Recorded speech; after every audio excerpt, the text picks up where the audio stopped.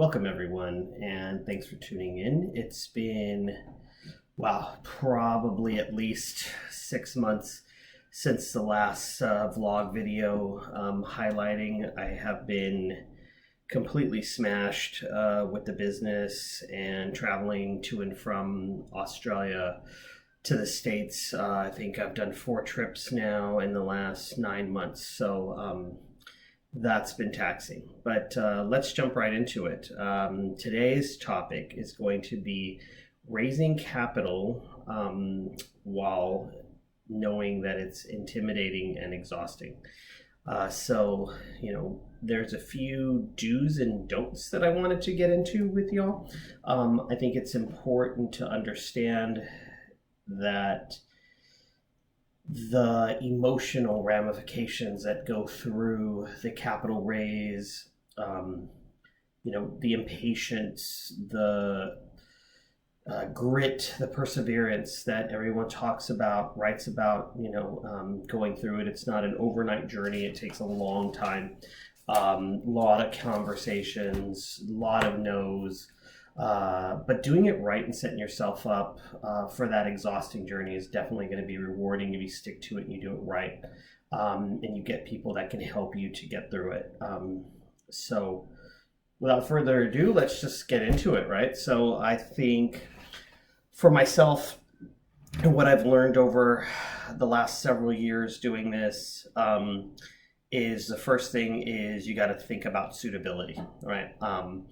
Let's explain that first. So, not every fund is actually for investor funding, or is at the right time for investor funding. Sometimes that strategy needs to be honed in-house, back-tested, the thesis thought out, even with some trading styles in-house just to make sure that it works, etc. Right? You want to be able to, when the time is right and you go to the investors for funding, you want to be able to have that scalable business, a target for the amount that you can deploy or the strategy that can be run, as well as a clear path for their exit. If you're doing something that's more of a closed-end fund, private equity, venture, real estate, as opposed to public market, open-ended green funds, then you want to make sure, or evergreen funds, you want to make sure that you have that exit path as well as,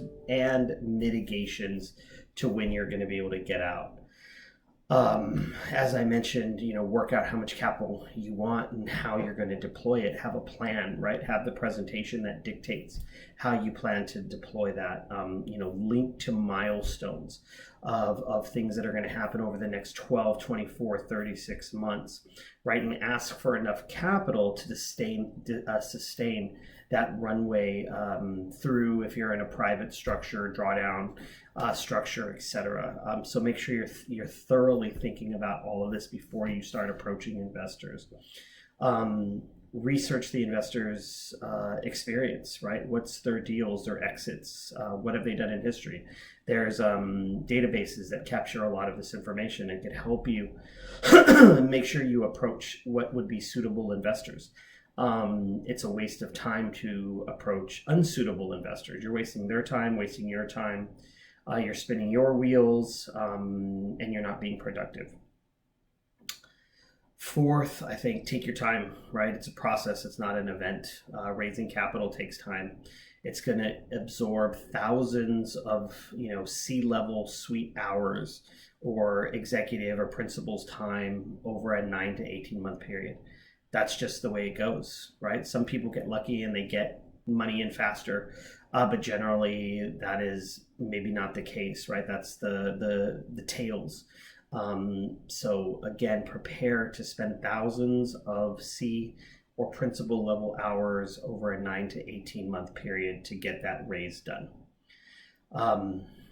Handle the investment process like a sales funnel, right? Always moving to the next step. You want to assess the investors' decision-making processes. Set up regular meetings when you can. Create a reason to close, right? Give them a sense of urgency, not desperation. But that sense of urgency has to be realistic. You can't make it up, right? I think one of the most important things is work on a lead investor, right? You need an investor that will lead the sales funnel, someone who is going to be that vote of confidence for other investors to co-invest and follow. So having an anchor, a lead investor, is always great and just makes the process of speaking to the other investors that much easier. Another item is building a data room. I think it's extremely important. It takes a lot of effort. Get it right the first time, right? Shows you're thorough, shows you're organized, have all your documents in there. PPMs, even if they're not completed, subscription documents, even if they're not completed, your pitch decks, news articles, white papers you're writing, things like that. But having that data room and having it early is key as well. Internally, make a list of key risks, things that could go wrong, whether they be macro, geopolitical, etc., like the current environment that we're in with rising rates, a war in Ukraine, crypto going through a cold spell with all the bankruptcies and the failures of certain funds, etc. Show that mitigation plan, how you would overcome any of those scenarios. Good news, save that for the middle of the process, right? You want that coming out when there's new products, features, new deals, if you're getting industry awards, things like that should be in the middle, not in the front. You want that to build the momentum, right? So as you build the process, as you build the team, then come out news articles, go out as you've already had those conversations, because then it gives you a reason to send that on to potential investors, stay front and center with them. And then always warm introductions, right? Find common contacts, ask to secure an introduction through that. Try to reach out to the right partner, as I talked about earlier on, especially for the area that you're investing in, what makes the most sense for you. Let's see, some don'ts, I think is also critically important as well. The one thing that I've heard the most of from other managers is we don't have competition, we're unique. I think, that's the wrong way to go. No one can do what we're doing, right, is a common phrase, and that's generally BS, right?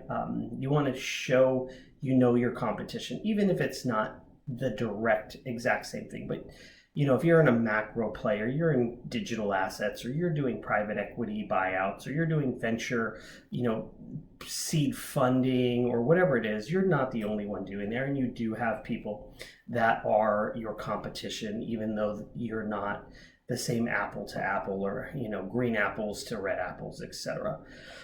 So never downplay that competition.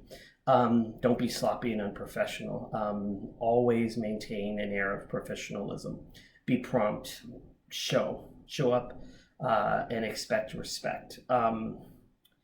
Keep commitments you make, right? Don't be defensive if they question your strategy, question your process, question the way that you're doing things. Those are important things to keep you professional, and make sure that you are doing what you need to be doing and exuding that professionalism, that you have a process and that you can be criticized or take constructive criticism, right?